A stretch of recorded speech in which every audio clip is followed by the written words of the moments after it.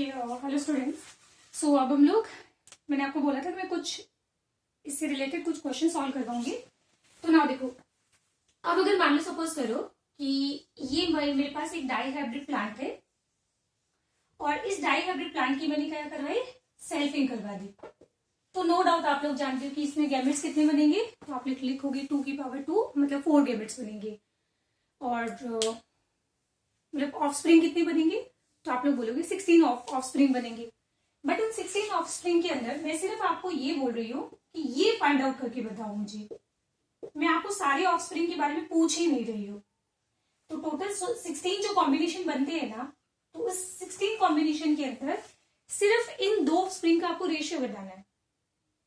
तो आप बच्चे क्या करते हैं, इसका क्रॉस करवाएंगे, टोटल 16 कॉम्बिनेशन काउंट करेंगे, बनाएंगे, वो चाकर पुन्नेट स्क्वायर बनाएंगे। एंड पुन्नेट स्क्वायर बनाने के बाद वो फाइंड आउट करेंगे कि भाई ये कितने बन रहे। और बेटा पूरे 3 घंटे के अंदर एक ही क्वेश्चन सॉल्व नहीं करना है ना। तो मैंने आपको बोला था जेनेटिक्स के अंदर क्वेश्चन अगर 30 सेकेंड में सॉल्व हो गया तो ठीक, नहीं तो फिर नहीं होने वाला है। अब इसको समझाने के लिए मैं आपको एक सिंपल सा तरीका बताती हूँ। ये है ना प्लांट, मुझे ये फाइंड आउट करना है, तो क्यों ना मैं इसको डाई हाइब्रिड को 2 मोनो हाइब्रिड बना दूं। तो मोनो हाइब्रिड के केस में हम लोगों ने क्या देखा था कि ये बनता था, ये कितना बनेगा, ये बनता था 4 में से 1, क्योंकि आपने रेशियो क्या निकाला था 1 to 1। ये कितने बनेंगे हेट्रोजाइगस, 4 में से 2 बनेंगे। और ये भी कितना बनेगा, 4 में से 1 बनेगा। तो ये 4 में से 1 बन रहा था, ये 4 में से 2 बन रहे थे, ये 4 में से 1 बन रहा होगा। तो अगर मैं इसको मैं हाइड कर दूं, तो अब देखना ये कैसा है, ये तो ऐसा हो गया ना, तो ये कितना बनेगा 1 out of 4। इसको देखो, ये कैसा हो गया, ये तो ऐसा हो गया, तो ये कितने बन रहे 2 out of 4। दोनों को मल्टीप्लाई करो तो ये कितना हो जाएगा 2/16। आ गया आंसर। ये 16 में से कितने बनेंगे, ऐसे 2 बनेंगे। तो ये कितना हो जाएगा, ये हो जाएगा 2/16। और ये भी कितना बनेगा 2/16। चलो मैं इसको पूरा लिख देती हूँ। देखो ये समझ लो, नहीं तो आगे के क्वेश्चन नहीं समझ आने वाले। तो मैंने 2 डाई मतलब एक डाई हाइब्रिड को मैंने 2 मोनो हाइब्रिड कंसीडर करके ले लिया।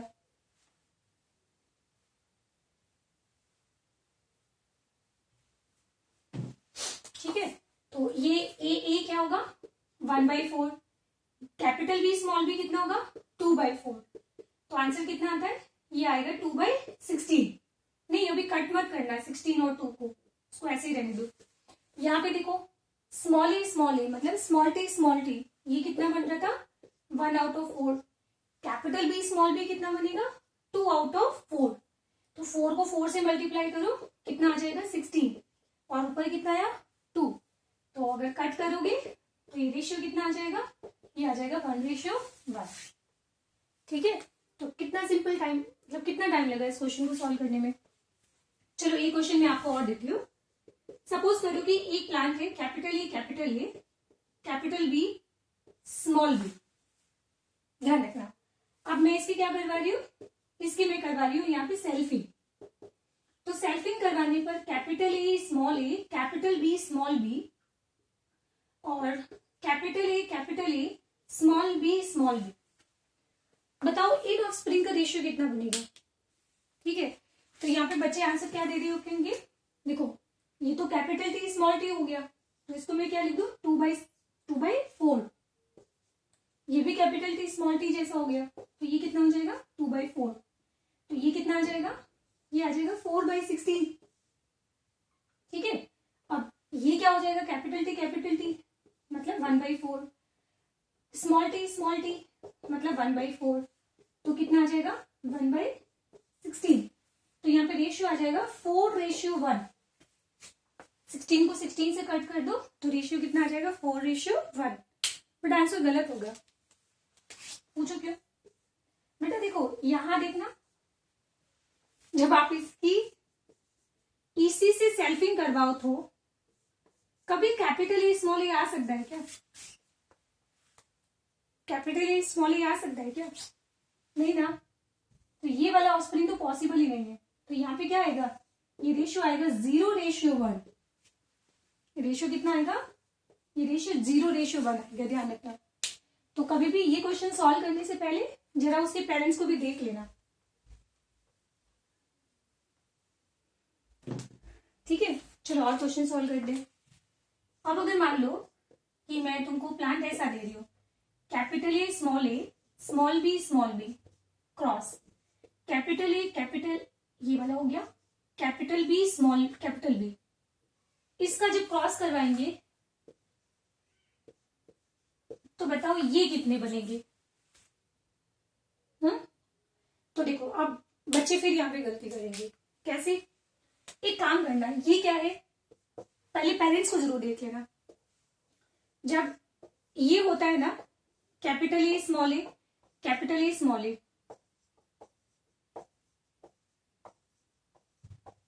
तब आप क्या बोलते हो बेटा कि ये कितना बनता है, ये बनता है 4 में से 1।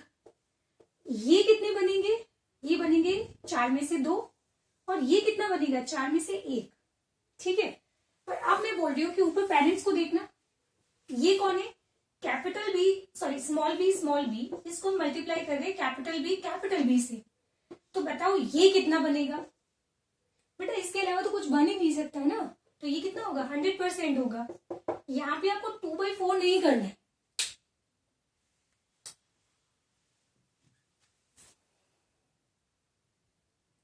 ठीक है। तो इसलिए मैं बोल रही हूँ कि एक बार पेरेंट्स को भी देख लेना।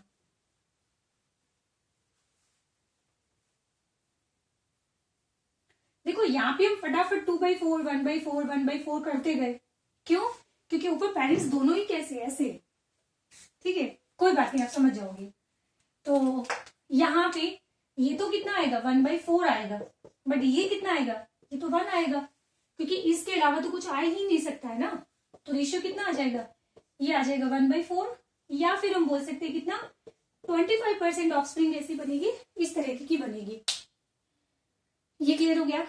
चलो उसके बाद एक last question, a man is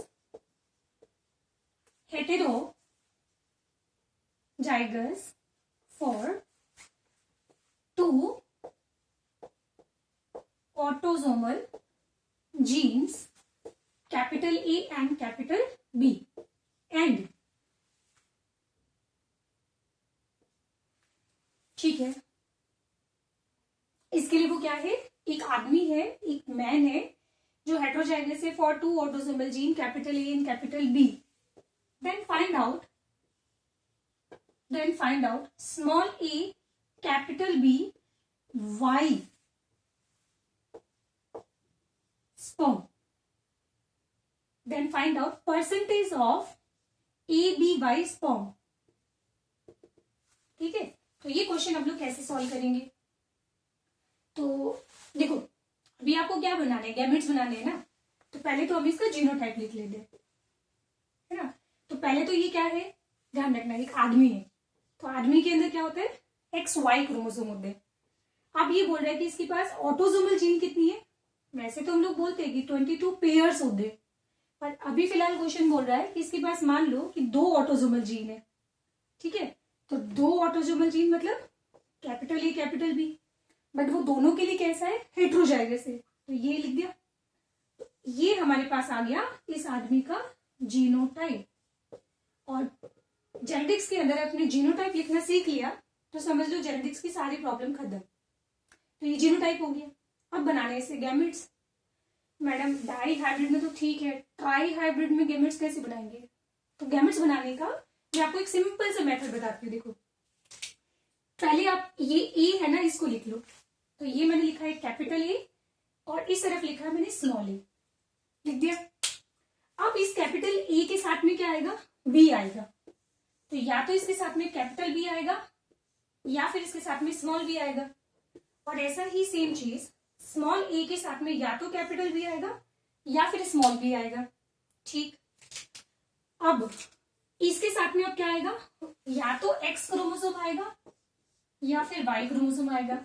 इसके साथ में या तो एक्स आएगा या वाई, इसके साथ में या तो एक्स आएगा या वाई, इसके साथ में या तो एक्स आएगा या फिर वाई।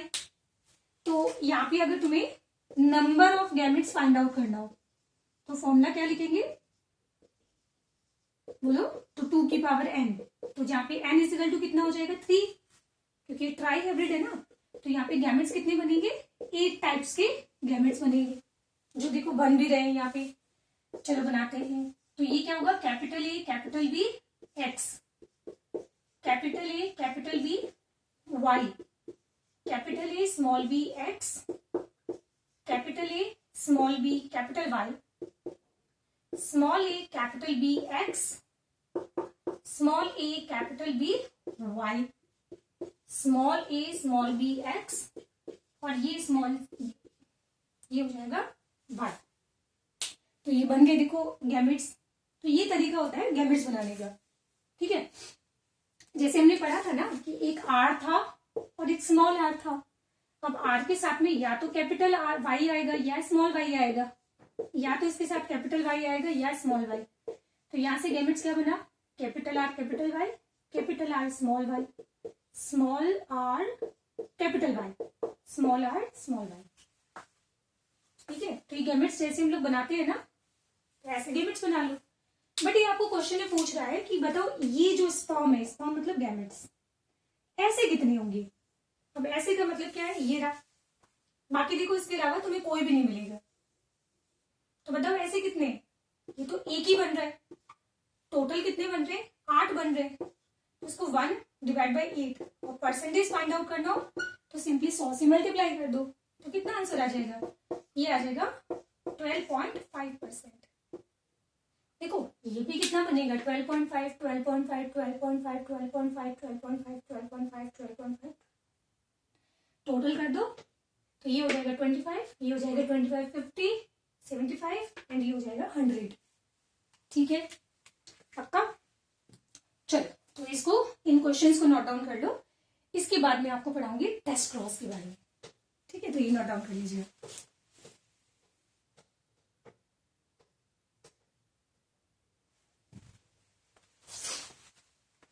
चलो तो नेक्स्ट हम लोग डिस्कस करेंगे अब क्या, टेस्ट क्रॉस के बारे में। देखो मेंडल ने जो एक्सपेरिमेंट किया था ना, तो मेंडल के अंदर उनको क्या दिखाई दे रहा था, ये कैपिटल टी, ये क्या था, tall, capital T small T, ये भी कैसा था, टॉल। पर क्या आप लोग जीन्स को देख सकते हो क्या, नहीं ना। तो मेंडल को कैसे पता चला कि ये होमोजाइगस है और ये हेट्रोजाइगस है। तो मेंडल क्या करवाता था, मेंडल करवाता था क्रॉस, कौन सा, टेस्ट क्रॉस। टेस्ट का मतलब क्या होता है, पता करना। तो ये क्या पता करता था, ये फाइंड आउट करता था कि जो डोमिनेंट प्लांट है, जो डोमिनेंट ट्रेट है, वो होमोजाइगस है और ये हेट्रोजाइगस है, ये पता करता था। नाउ कैसे, जैसे ये कैपिटल टी है, ये स्मॉल टी, तो ध्यान रखना ये तो क्या हो जाएंगे, ये तो यहां से हो जाएंगे पेरेंट्स। अब इसका जो F1 जनरेशन बना था वो क्या था, ये था। अब मेंडल को कैसे पता चलेगा कि ये हेट्रोजाइगस था, तो मेंडल ने क्या किया, इस प्लांट को इसके पेरेंट्स के साथ क्रॉस करवा दिया, और इसके पेरेंट्स के साथ क्रॉस करवाने को हम क्या बोलते हैं, टेस्ट क्रॉस। तो सोचो अगर इसको इसके साथ क्रॉस करवाएगा तो बनेगा क्या, लेट्स सी। जैसे मान लो कि ये प्लांट है हमारे पास, टॉल, इसका क्रॉस में इसके साथ करवाऊं तो यहाँ पे पता है क्या आएगा, यहाँ पे कैपिटल टी स्मॉल टी, तो यहाँ पे आएगा ऑल टॉ। कैसे मिलेंगे, ऑल टॉ।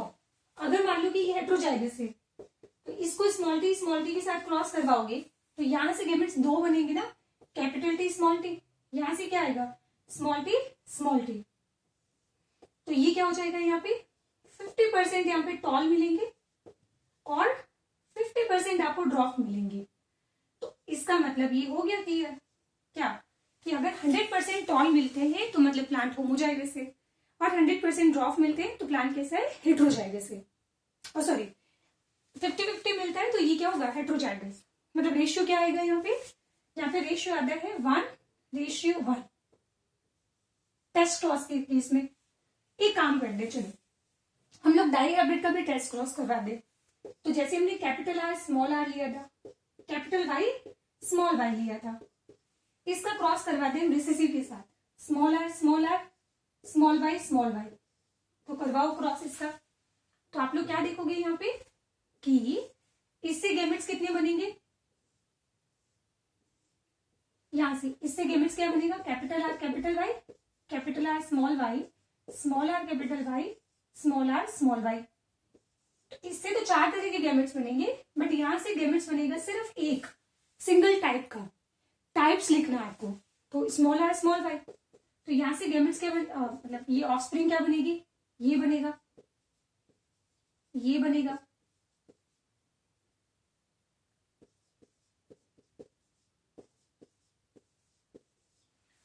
तो आप लोगों ने क्या नोटिस किया है कि यहाँ पे 25% जो है वो आपको मिलेगा क्या, राउंड एंड येलो, 25% आपको मिलेगा राउंड एंड ग्रीन, 25% आपको मिलेगा रिंकल एंड येलो, एंड 25% आपको मिलेगा रिंकल एंड ग्रीन।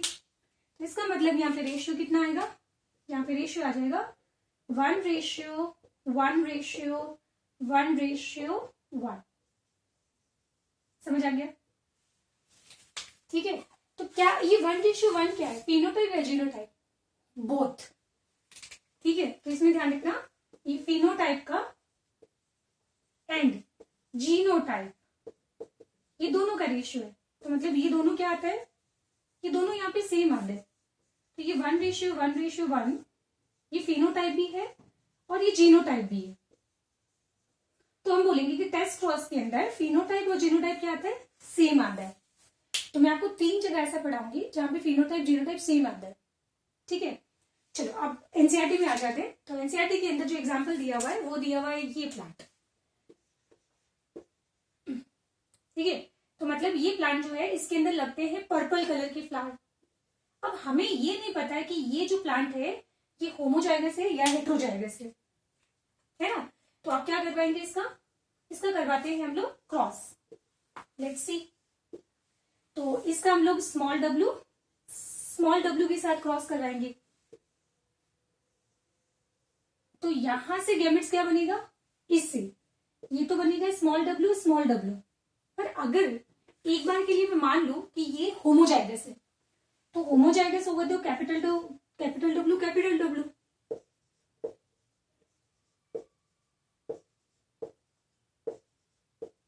ये बनेगा। इसका मतलब इसके अंदर जो फ्लावर लगेंगे वो ऑल पर्पल फ्लावर वाले प्लांट लगेंगे। अगर ऑल है इसका मतलब, ऑल है मतलब कि ये प्लांट कैसा है, कैपिटल डी कैपिटल डब्ल्यू है, मतलब ये वाला प्लांट कैसा है, होमोजाइगस हो गया। कोई बात नहीं, इसको इधर देखते हैं हम लोग। अगर इसको हम लोग इसके साथ क्रॉस करवा दें तो आई थिंक सो यहाँ पे लाइट आ रही होगी, तो इसलिए मैं डायग्राम यहाँ पे नीचे बना रही हूँ। तो ये हो जाएगा स्मॉल डब्ल्यू। अब मान लेते हैं कि हेट्रोजाइगस है, तो कैपिटल डब्ल्यू स्मॉल डब्ल्यू,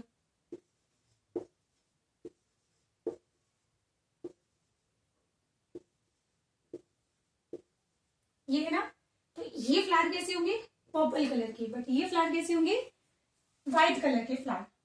तो हम लोग बोलेंगे कि इसके अंदर 50% जो फ्लावर होंगे वो कैसे कलर के होंगे, पर्पल कलर के होंगे, और 50% फ्लावर कैसे होंगे, यहाँ पे व्हाइट कलर के होंगे।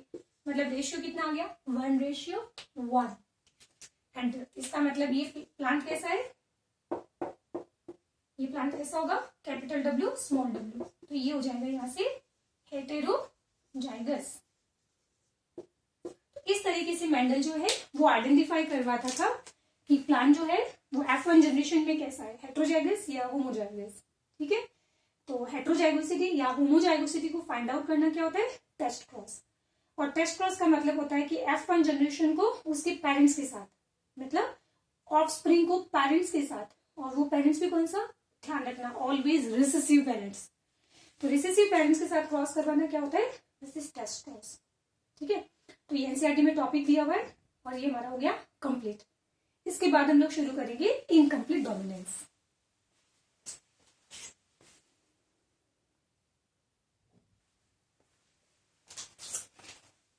चलो तो नेक्स्ट हम लोग पढ़ेंगे अब क्या, एक्सेप्शन ऑफ कंप्लीट डोमिनेंस।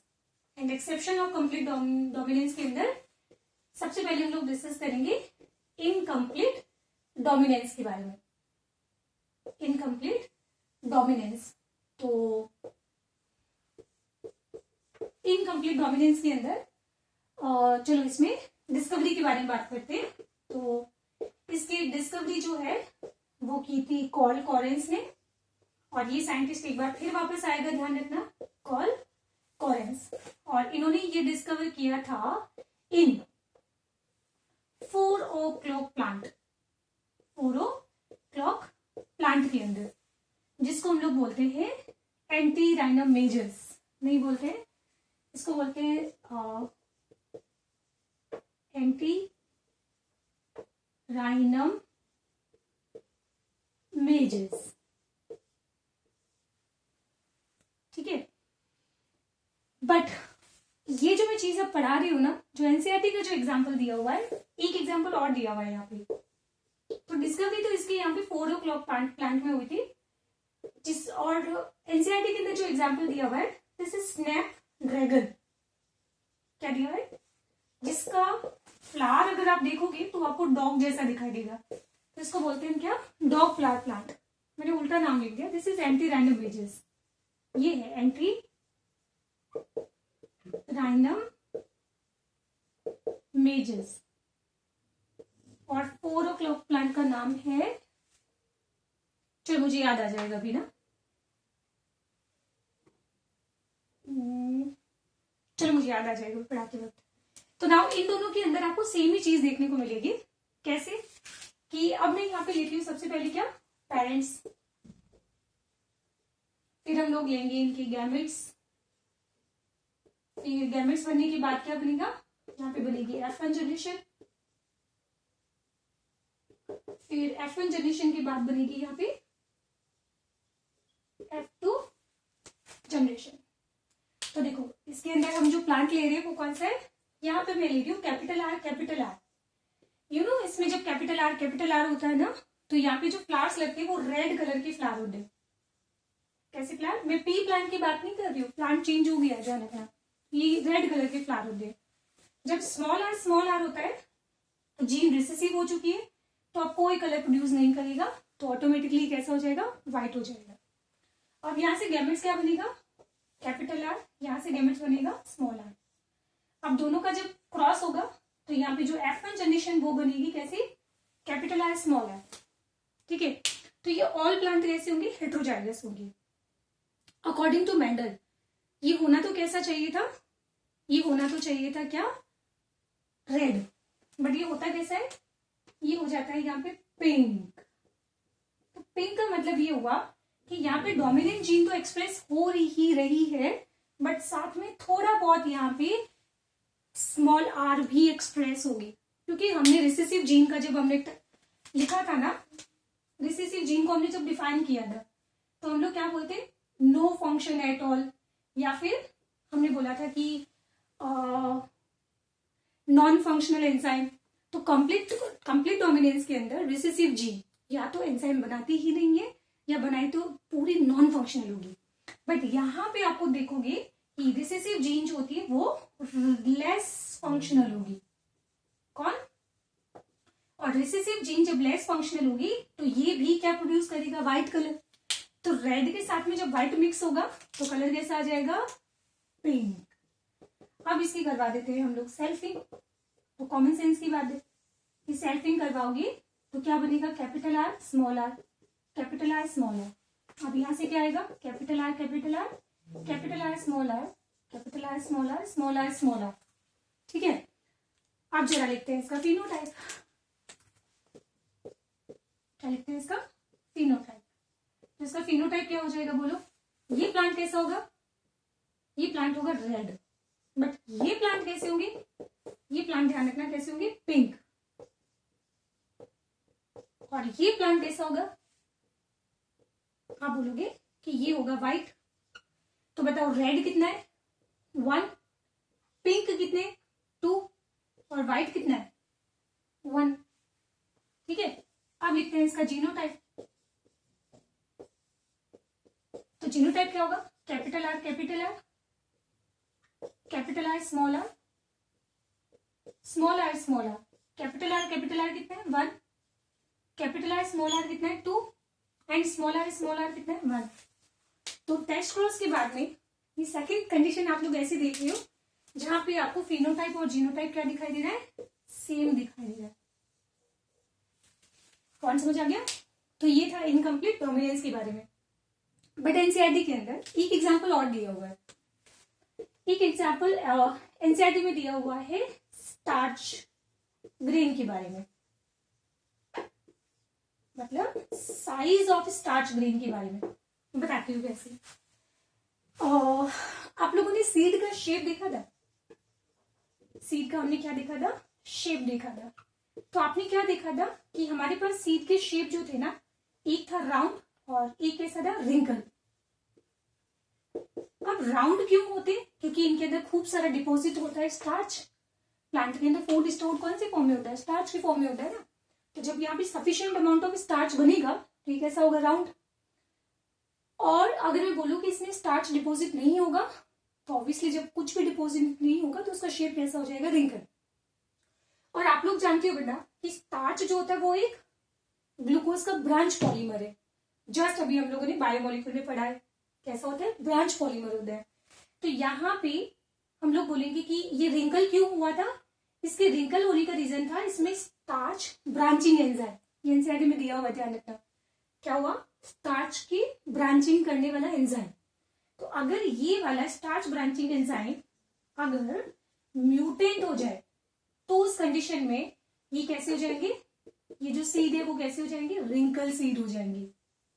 कैसे हो जाएंगे, रिंकल सीड। तो अगर मैं इस जीन की बात करूं तो अब ध्यान से देखना थोड़ा सा। तो जीन की बात करूं तो कैपिटल बी होगा, या तो ये होगा या फिर ये होगा। इस केस में जो सीड होगा, सीड के मैं शेप की बात करूं तो यहाँ पे सीड कैसा आएगा, राउंड आएगा। यहाँ पे भी सीड कैसा आएगा, राउंड आएगा। बट यहाँ पे सीड कैसे होंगे, यहाँ पे सीड होंगे रिंकल। ये तो हम सीड के शेप की बात कर रहे हैं। बट मैंने एग्जांपल क्या लिखा है, size of starch grain, size of starch grain के बारे में। तो देखो अगर ये जीन प्रेजेंट है तो उस कंडीशन में क्या होगा, इन दोनों से जो स्टार्च बनेगा ना, उन स्टार्च की जो ग्रेन्स होंगे वो लॉन्ग होंगे, लॉन्ग ग्रेन बनेंगे। बट इस केस में यहां से तो लॉन्ग ग्रेन बनेगा, यहां से शॉर्ट बनेगा। तो लॉन्ग और शॉर्ट को मिक्स करने के बाद बनेगा इंटरमीडिएट। क्या बनता है, यहां से बनेगा इंटरमीडिएट। बट इससे क्या होगा, शॉर्ट, इससे भी क्या होगा, शॉर्ट। तो यहां से स्टार्च के जो ग्रेन बनते हैं वो शॉर्ट लेंथ के होते हैं। कैसे होंगे, शॉर्ट ग्रेन होंगे। तो इसका मतलब ये हो गया, यहां ध्यान रखना, कंफ्यूजन नहीं होगा आपको ना। तो अगर आपको शेप के बारे में पूछा जाए ना, सीड का शेप, तो वो तो क्या शो करता है, वो शो करता है यहाँ पे कंप्लीट डोमिनेंस। क्या शो करता है, कंप्लीट डोमिनेंस। बट वहीं पे अगर एनसीईआरटी के अंदर जो स्टार्च ग्रेन के बारे में दिया हुआ है ना, तो उसमें आप क्या देख रहे हो कि ये बना रहा है लॉन्ग ग्रेन, ये बना रहा है शॉर्ट, लॉन्ग और शॉर्ट। तो बीच में क्या हो जाएगा, इंटरमीडिएट। तो यहाँ पे आपको क्या मिलेगा, इनकम्प्लीट डोमिनेंस मिलेगा, इनकम्प्लीट डोमिनेंस। तो ये आप लोग पॉइंट ध्यान रखना कि आपको एग्जामिनर जो है सीड के शेप के बारे में पूछ रहा है या साइज ऑफ स्टार्च ग्रेन के बारे में पूछ रहा है। ठीक है, एक लास्ट एनसीईआरटी का एक और एग्जांपल हम लोगों ने जस्ट पढ़ा था, सिकल सेल एनीमिया। क्या पढ़ा था, सिकल सेल एनीमिया। तो सिकल सेल एनीमिया के अंदर हमने हीमोग्लोबिन लिखा था। तो मैं सीधा कैरियर के बारे में बात करती हूँ।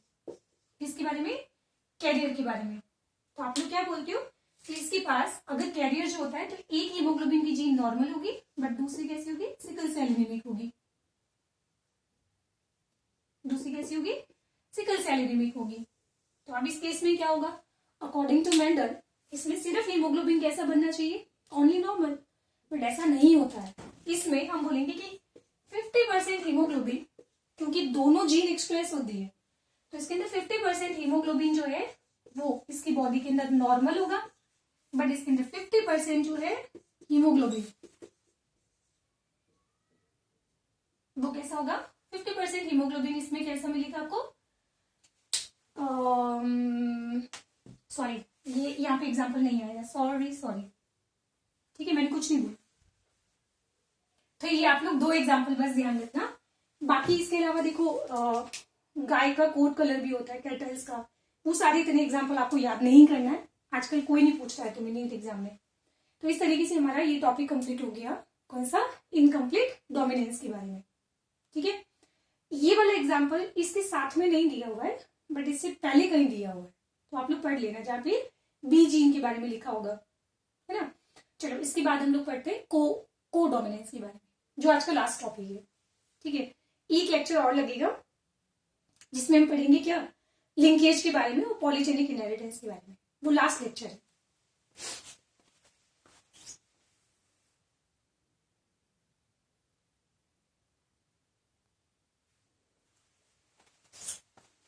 चलो, तो उसके बारे में हम लोग नेक्स्ट डिस्कस करेंगे क्या, को डोमिनेंस के बारे में। तो को डोमिनेंस का मतलब क्या होता है, जब 2 डोमिनेंट जीन अपने आप को को मतलब साथ में अपने आप को एक्सप्रेस कर रही है। ठीक है, इसमें सबसे बढ़िया एग्जाम्पल जो हमको मिलता है ना, that is a blood group. और इसमें एक एग्जाम्पल आपको मिलेगा सिकल सेल एनीमिया का भी। तो सिकल सेल एनीमिया जो होता है ना, उसके अंदर जो कैरियर होता है, तो जहां पे हमने लिखा था ना हीमोग्लोबिन, ठीक है, तो ये हीमोग्लोबिन कैसा था, नॉर्मल था, और ये सिकल सेल एनीमिक था।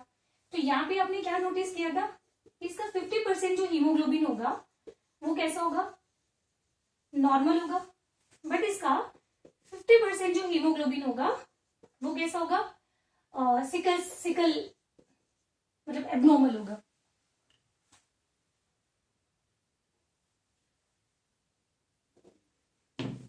या डिफेक्टेड होगा। तो यहाँ पे देखो, रिसेसिव जीन भी अपने आप को पूरी तरीके से एक्सप्रेस कर रही है, सो दैट्स व्हाई इसको क्या बोलेंगे हम, कोडोमिनेंस। ठीक है, जहां पे हमने लिखा था ना रिसेसिव जीन के 3 डेफिनेशन, वहां पे एक जगह हमने नॉर्मल भी लिखा था। तो नॉर्मल का मतलब वो ये है, ठीक है, नॉर्मल मतलब वो पूरी तरीके से एक्सप्रेस भी कर रही है, पूरी तरीके से प्रोटीन बना भी रही है। अब भगवान जाने कि वो आगे काम करे नहीं करे, पर जीन बेचारी अपना काम तो कर ही रही है ना। ठीक है, लाइक वैसे हो। चलो इसके बाद में नेक्स्ट हम बात करेंगे यहाँ पे ब्लड ग्रुप के बारे में। ठीक है, तो ब्लड ग्रुप हमारे पास कितने तरह के होते हैं, ए बी और ओ। तो ये जो मैंने लिखा है ना, ये है क्या बेसिकली, तो ध्यान रखना, ये तो क्या होते हैं, दीज आर फिनोटाइप। ये क्या है, फिनोटाइप। तो फिनोटाइप ब्लड ग्रुप के कितने होते हैं, 4 तरह के होते हैं।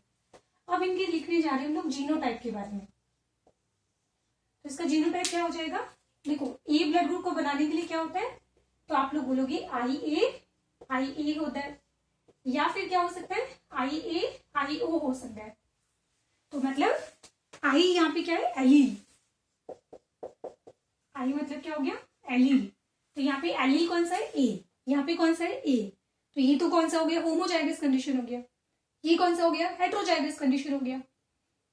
ठीक है, अब बी ब्लड ग्रुप को बनाने के लिए अगर आप में से किसी का ब्लड ग्रुप अगर बी है, तो आपका जीनोटाइप इन दोनों में से कुछ एक हो सकता है। मतलब आप बी जीन के लिए, बी ब्लड ग्रुप के लिए या तो होमोजाइगस भी हो सकते हो या फिर हेट्रोजाइगस भी हो सकते हो। और यहां पे देखो, ये क्या दिख रहा है आपको, यहाँ पे पता है 2 डोमिनेंट जीन है। कितनी जीन है, 2 डोमिनेंट जीन, और वो दोनों डोमिनेंट जीन एक साथ एक्सप्रेस हो रही है, तभी तो ब्लड ग्रुप क्या आ रहा है, यहाँ पे ए बी आ रहा है। ठीक है, और यहाँ पे ये हो जाएगा आई ओ। तो इसका मतलब मैं ये कह सकती हूँ कि इसके अंदर जो ए बी ब्लड ग्रुप है ना, जहाँ पे 2 डोमिनेंट जीन अपने आप को एक साथ एक्सप्रेस कर रही है, तो इसकी वजह से ब्लड ग्रुप दोनों आ गए, तो उसको बोला जाएगा क्या, को डोमिनेंस। क्या बोलेंगे इसको, को डोमिनेंस। तो अगर इसको ध्यान से देखो तो यहाँ पे आपको मल्टीपल एलिलिज्म भी समझ आ रहा है। कैसे मैम, देखो ये क्या शो कर रहा है, आई बी आई ओ, आई ए आई ओ। तो ये तो बेटा यहाँ पे एक्सप्लेन कर रहा है कंप्लीट डोमिनेंस को, बिकॉज जो हेट्रोजाइगस कंडीशन में जो अपने आप को एक्सप्रेस करता है उसको क्या बोलते हैं, डोमिनेंट जीन। तो ये तो हो जाएगा क्या, कंप्लीट डोमिनेंस को एक्सप्लेन कर रहा है ना। तो इसका मतलब ये हुआ कि यहाँ पे ए और बी ये दोनों क्या हो जाएंगे, डोमिनेंट जीन, और ओ क्या हो जाएगा, रिसेसिव जीन। तो यहाँ पे ए बी ये दोनों क्या हो गए, these are dominant allele, dominant allele. और यहाँ पे ओ क्या हो जाएगा, ओ बेचारा हो जाएगा यहाँ पे रिसेसिव एलील। क्या हो जाएगा यहाँ पे, रिसेसिव एलील। तो आपको समझ आ रहा है, आपको यहाँ पे एलील्स कितने दिखाई दे रहे हैं, यहाँ पे 3 एलील्स दिखाई दे रहे हैं। कितने एलील्स, 3 एलील। कौन कौन सा, ए बी और ओ। तो ये 3 एलील्स, 3 एलील्स का मतलब हुआ मोर देन 2 एलील, तो ये हो जाएगा मल्टीपल एलीलिज्म। तो ये ब्लड ग्रुप जो है ना, ये एक और एग्जांपल हो जाता है इसका, मल्टीपल एलील्स का भी एग्जांपल हो जाता है। ये क्लियर हुआ। बट एक बहुत मतलब पॉइंट अगर मैं बात करूं तो बहुत अगर ध्यान से देखो तो आपको ब्लड ग्रुप आपके अंदर कितने मिलेंगे, कुछ बच्चे आंसर दे रहे होंगे 4। बेटा एक ह्यूमन में एक ही ब्लड ग्रुप होता है। ये 4 तरह के ब्लड ग्रुप जो है ना वो आपको पॉपुलेशन में मिलेंगे। तो इन 4 तरह के ब्लड ग्रुप को बनाने के लिए पॉपुलेशन के अंदर 6 टाइप के जीनोटाइप अवेलेबल है। तो ये पॉइंट आप ध्यान रखना। तो यहाँ पे फिनोटाइप कितने हैं, यहाँ पे फिनोटाइप है 4, और पॉपुलेशन में इसको बनाने वाले जीनोटाइप कितने होंगे, तो इसको बनाने वाले जीनोटाइप कितने होंगे, 6 जीनोटाइप अवेलेबल होंगे, है ना। तो अगर मैं बोलूं कि यहाँ पे मल्टीपल एलील्स के अंदर अगर 3 जीन है, कितनी जीन है, तो वो 3 जीन जो है, सॉरी 3 एलील अगर है तो वो 4 फिनोटाइप बनाती है, 6 जीनोटाइप बनाता है। और अगर मैं बात करूं एक पर्सन के अंदर आपको एक ही फिनोटाइप मिलेगा, और एक पर्सन के अंदर एट ए टाइम आपको 2 ही एलील्स मिलेंगे। ये पॉइंट ध्यान रखना।